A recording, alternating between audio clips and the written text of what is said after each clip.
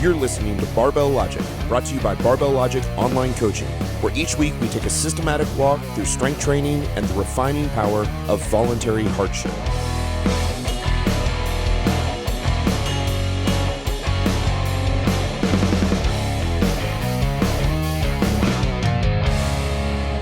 You're listening to the Barbell Logic Podcast. I am Matt Reynolds. I'm here with my little brother, Chris Reynolds. And today we are going to talk about something that you have always been good at and I struggle with. And that is self-honesty. And so I have always considered myself a boyishly good-looking human being, well endowed in all places. And none of those things are very true. But you have always had the ability to be honest with yourself, and you've continued to sort of flesh that out in your tired days as a senior citizen that you are now at the ripe old age of 38. So let's talk about self-honesty. Yeah, I mean, I think about self-honesty like a map. You're given a map when you're born, even though we don't really know it, and then we go on this, maybe if we're lucky, like a 90-year journey or something through life. And the map that we're given is the map given to us by our parents. It's our parents' map. Yep. And our parents' map is a perfect copy of their map, basically, when we get it. But immediately we start modeling and changing that map as we go and sort of think about things that our parents didn't know. And I think about self-honesty as another one of those core things that people have to continuously work on. But also, if you do work on it, it improves your life enormously. And so it's another good example of a place where you need to focus some attention here and think about it. And it fits well within all of the other things that we normally think about as self-improvement, working out, reading, growing as a parent, as a partner to people. I mean, all of these things are really, really important. But when we think about self-honesty, the basic idea is trying to get to the point in your life where you are not deceiving yourself, specifically about yourself, right? But also maybe about other things as well. And so when we think about this, we use the illustration of a map. What happens as you grow up and you learn new things is that you come to find that the map you've been using to go from one place to the other through this journey of life wasn't perfectly accurate. It also wasn't perfectly inaccurate, and that's important. Sure. It's not like you're getting a brand new map. You're not burning the old map.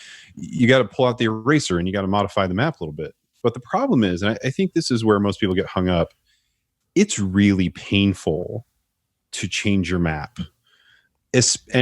There are things that can happen in life that make it even more painful to change your map. And so basically, if I'll use a very simple example, if I am of the opinion that left-handed people are all, they're all terribly irresponsible. All left-handed people, terribly irresponsible. The map that I got tells me that left-handed people are irresponsible. And I go on, radio shows and whatnot and tell everybody about my position on it. I've written 3 books, let's say, on how left-handed people are irresponsible. Very difficult when I'm confronted with evidence that left-handed people are just like right-handed people. Right. And I mean, I've spent a lot of time doing it.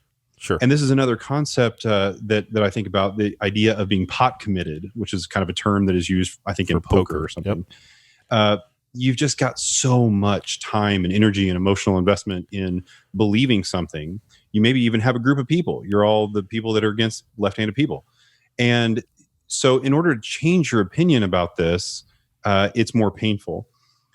In our lives, there are so many things we didn't know as we were coming up. There are things we don't know now that when we're confronted with new information, new data, it's kind of the adult responsible thing to do to evaluate it seriously. Sure. And determine whether or not something about our map maybe needs to change. And you don't want to be necessarily too quick about this, but overall, if in the face of new evidence, you don't change your opinion on something, that's an irresponsible thing to do. Sure. And so there has to be some framework by which we deal with that. And when we talked about several podcasts ago, we talked about reading and how important reading is. There is nothing that will bring more new data into your world, more new perspective into your world than getting into somebody else's head and reading an entire book from their brain, essentially. And so when that happens, there's a lot of things that you can do with that information. What most people tend to do when information comes to their attention that is outside of the way that they have typically seen the world is they discount it and throw it they away. reject it. That's right. They're just like, no, that's just not true. Easy. Hashtag fake news. We're done. Right. Don't have to worry about it. Nope. Sorry. That is not an appropriate way to deal with the world. There was, there have been a lot of good studies on this. The best thing you can possibly do in a circumstance like that is to look at that information and try to wrestle with it a little bit. Figure out how, you might be able to weave it into your own worldview. And even if it's painful, I mean, even if you have to do things where you go, I was wrong about that. The best approach to life is to be wrong quite a bit and to be be forthcoming frequently with how often you're wrong, because then it's easy. Then if you're the person who always is like, I can never admit that I'm wrong, then that's a tough position to be in. Sure. You really want to be in a position where you're wrong a lot. Yeah. And you're like, you know what? I was wrong about that. That's right. You're willing to admit. Yeah. Yeah.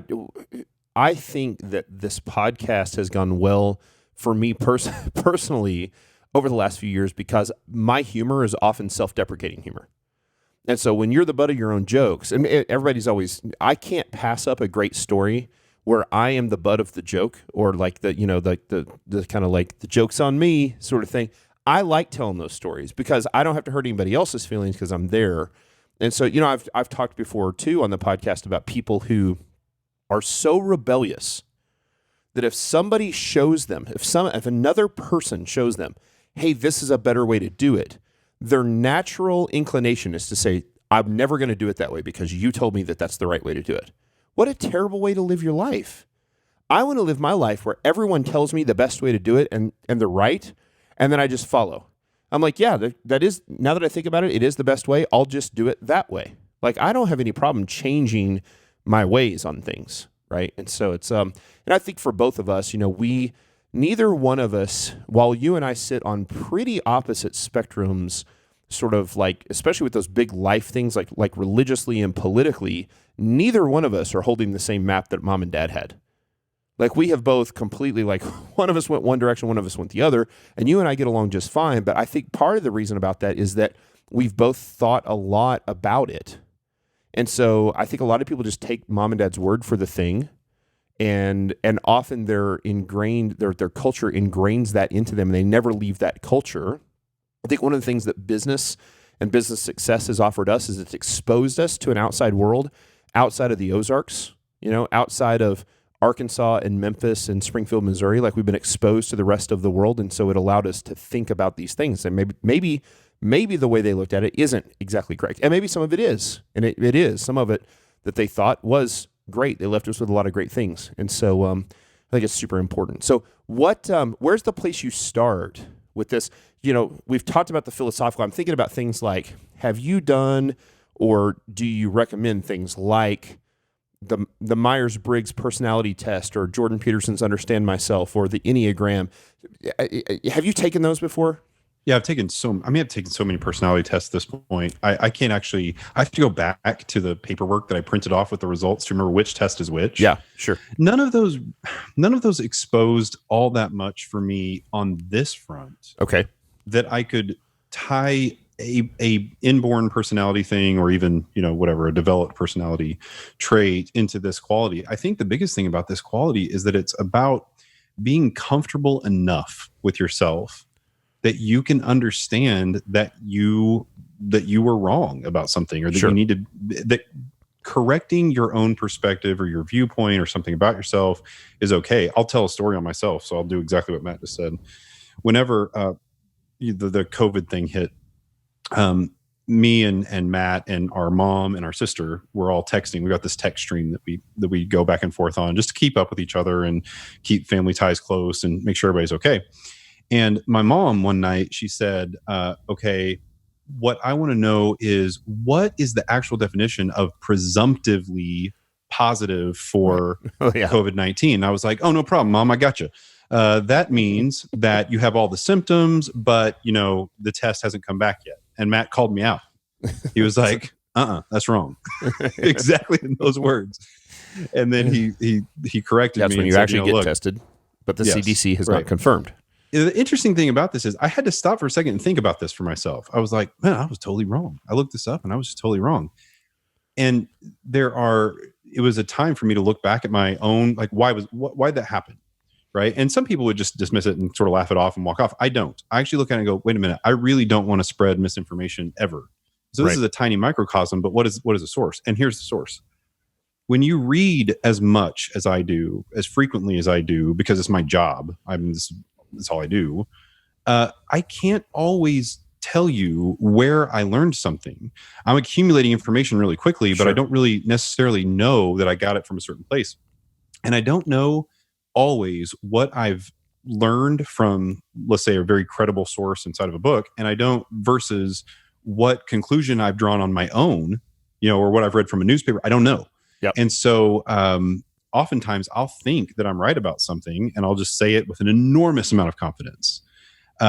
And I'll be totally wrong about it and have to be called out. And that's a trait about myself I would like to change. Sure. To do so, I have to take certain actions to do it. And I'm okay. I'm comfortable going, no one attacked me. No, Matt didn't attack me in that thing. It's just, I need to notice this thing about myself and find some way to do better in that. Sure. Yeah.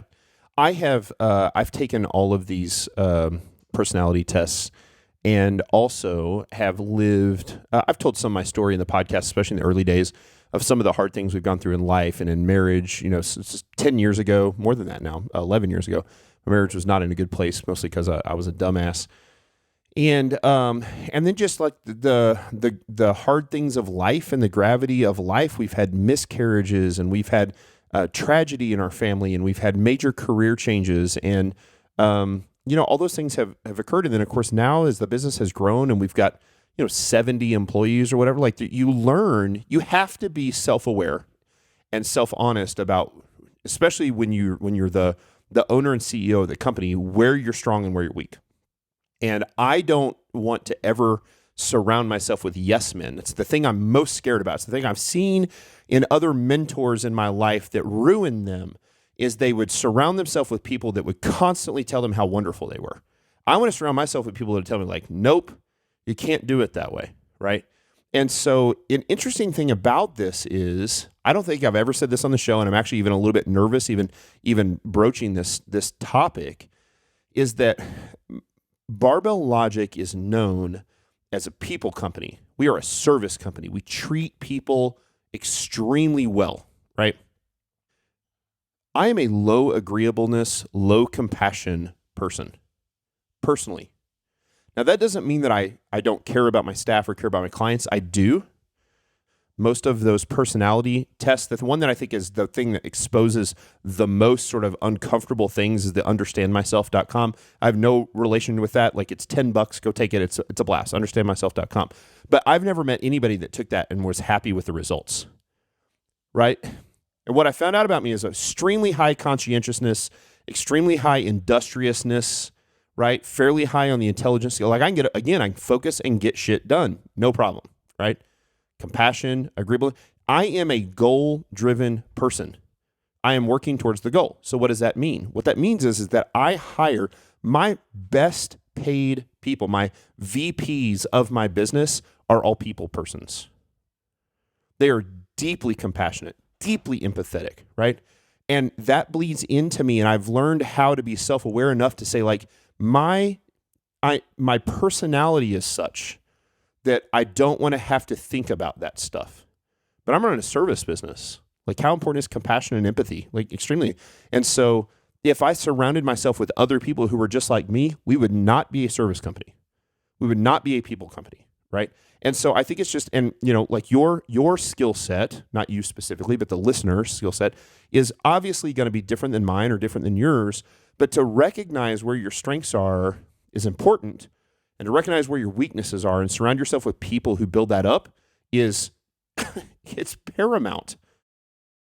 One thing that softens the blow, I think, to a lot of that is to recognize, and a lot of people don't, they haven't noticed this yet, but usually your weaknesses are the reverse side of your strength. Of course. You cannot be, that's exactly right. You can't. My wife is incredibly empathetic, compassionate, and agreeable. Very low industriousness. Now, I wouldn't have it any other way because we balance each other out extremely well. But I am able to get an enormous amount of stuff done because I am a bulldozer. I'm a freight train moving forward.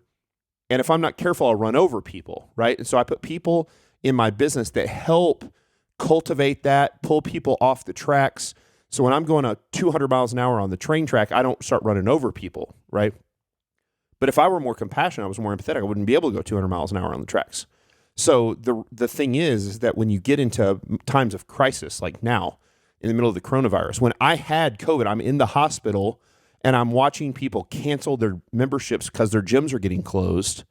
We have to move now to make corrections and help these people in a hurry. And if my worry was, or to reach those sales targets, or to grow the business, or do the thing, like those things are only, I'm able to do those things because I'm strong in these areas, but I'm weak in the other. And you never find the person that's strong in all of them. Like that person doesn't exist. Because like you said, those things are antithesis of each other. I think there's a core thing that happens there where, to have a really healthy relationship with, again, just being able to be completely brutally honest with yourself. If you're going to be honest at all, right? And I think honesty is a good thing to strive for. Being honest with yourself is probably number one. Later, figure out exactly how honest you want to be with everybody else. That's sure. fine. Yeah. But be honest. Never lie to yourself, yep. right? Just know what it is. And I think a big portion of that is having a healthy amount of doubt. So too much doubt is a problem. I mean, you see people with just an enormous amount of self-doubt, sure. and that can be Eeyore. Yeah. And I think for a very healthy relationship to being honest with yourself is a matter of making sure that you have the right amount of doubt about what who you are, how you behave. There was a period of time, and maybe a lot of you that are listening to this have felt this before. I really felt like I was fairly athletic as a kid. Sure. I felt like I could do certain things that other people couldn't do. And as I got older, I sort of realized that my athleticism was mediocre at best. Yeah. I had to have like this moment of realization, like, okay, like I'm reasonably strong. You were athletic. One trait. That's right. You were athletic because you played sports with me and my friends who were 3 years older than you. Right. So then when you went and played with your friends, you could dominate because you were playing with guys that were 3 years older than you. But then when you actually got to be 17, 18 years old with guys who would actually go to college and play sports, you're like, oh, that's what that looks like. Yeah, it's just another example of a place where you're confronted with some evidence that maybe you don't like too much, but not liking it shouldn't really matter. It doesn't make it not true. It's just true. That's right. And so you need to just fold it right into the way that you see yourself and you deal with that appropriately. Now I know, I'm 38 years old, and guess what? I'm not going to be a world champion golf player. Sure. I am not a world champion golfer. I'm not. And so if I go out and play golf, now I have new information. I can go, okay, I'm going to play golf today, and I'm going to play purely for fun. That's right. Because if I don't do that well, doesn't matter. That's right. I'm not going to be a professional golfer. And there are things in life that are this way. I also think that when we think about our own growth intellectually, specifically, there are just so many things that we can't even know all the things that we think, that we believe, that we know from credible sources versus non-credible sources. Sure. And those are some of the most uncomfortable because those are about worldview. There are worldview things that should shift as data shifts, as you learn new things, you learn new facts. And that is super hard for humans to do. But discounting the information out of hand because it's disagreeable or it doesn't match your worldview or you don't like it, you don't like what it says about you or something, is not the best way to approach that information. There's no way to grow.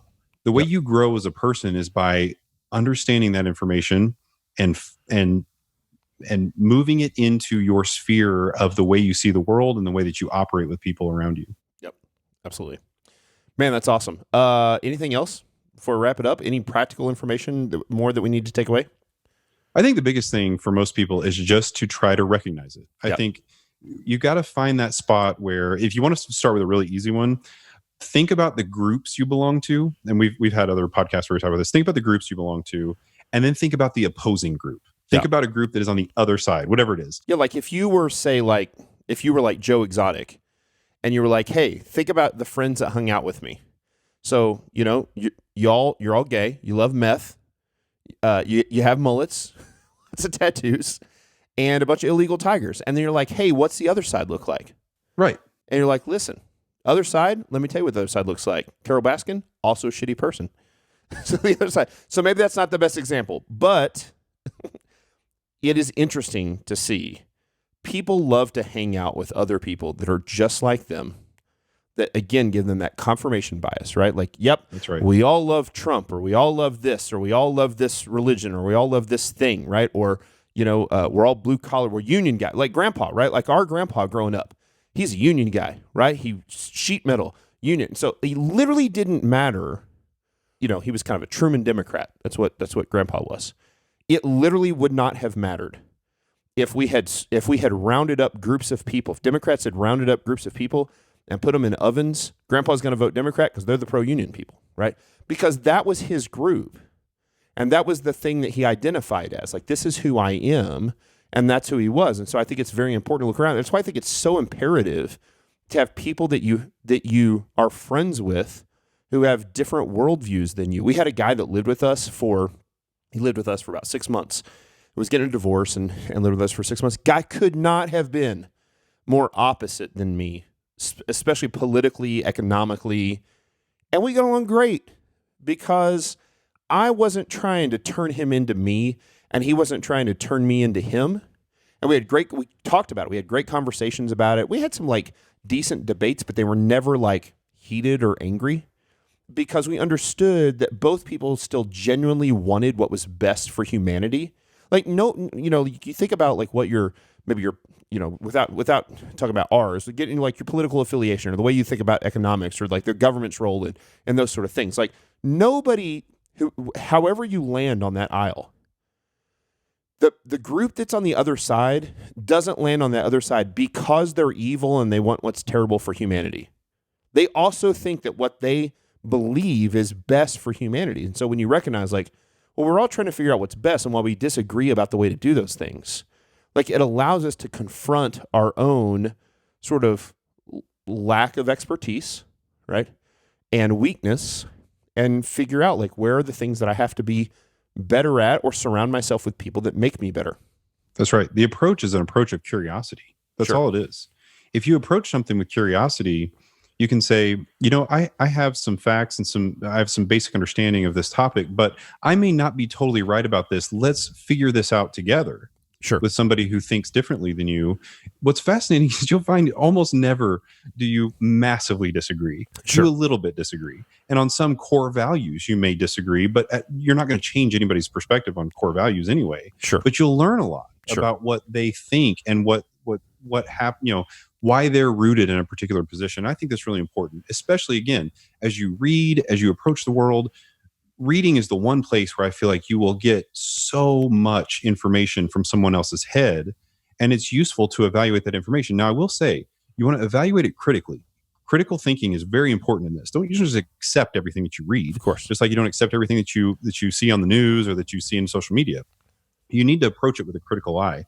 But that doesn't mean that you deny everything that doesn't fit into your worldview. It's an important thing for personal growth to see that and to add it into to what you think. We have lost the ability today in general for Socratic debate. That Socratic method. The goal of that Socratic method was to come to find the answer together.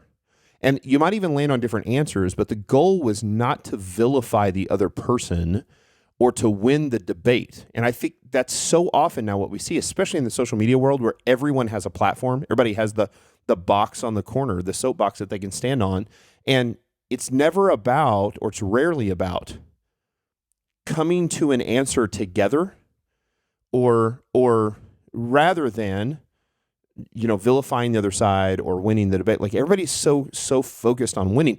this is a thing that for those of you guys that have been married, guys and ladies who've been married for a very long time, like I remember Rachel and I have always been super close friends. You remember, even from like the time I was in junior high when she was one of my best friends. But early in the days of our marriage, in our first 6, 7, 8 years of marriage, we struggled with conflict. Conflict was bad. And we didn't like throw shit and break windows and hit each other and stuff, but it was just like, you could tell that both of us were in the debate to win the debate, not to resolve the issue, not to reconcile. And when you learn that one, it's been extremely helpful for me in the rest of my life and my business life and the people that I interact with. Once I learned how to conflict with my wife, it was like, listen, it doesn't matter who wins. What matters is like coming to reconciliation and a conclusion, that like an answer that like we're trying to figure this out together. Then you're able to take that into the rest of your world. And so it's been extremely helpful for us for sure. So there's lots there. That's incredibly solid. One of the fascinating things is for people who actually really desperately want to win, right? I'm going to give you a little tidbit of information. One way to guarantee that you lose is to try too hard to win. That's right. Right? You actually can convince people to sort of move their perspective on something if you approach it in a collaborative way. Right. We're working on the solution together. And what's interesting is if you approach it that way, you'll find probably that you move a little too. Sure. And that they move a little as well. Right. And so I think this is just an overall approach to the world that is, I don't see enough of it in the world, to be honest. There's a lot going on. I mean, there's an enormous number of people that are doing this. They're just not on social media, or they're not frequently posting on social media. But in places like social media and in the news and all those places, everybody has the perfect answer and everybody else is the devil. And that is just a terrible way to approach the world. And so my suggestion to you is to incorporate a worldview that can move, that is flexible into adding additional information and new data. Love it. So here's what I think you guys should do, and here's what I think you should do, Chris. And I have one I need to retake again because it's been a while.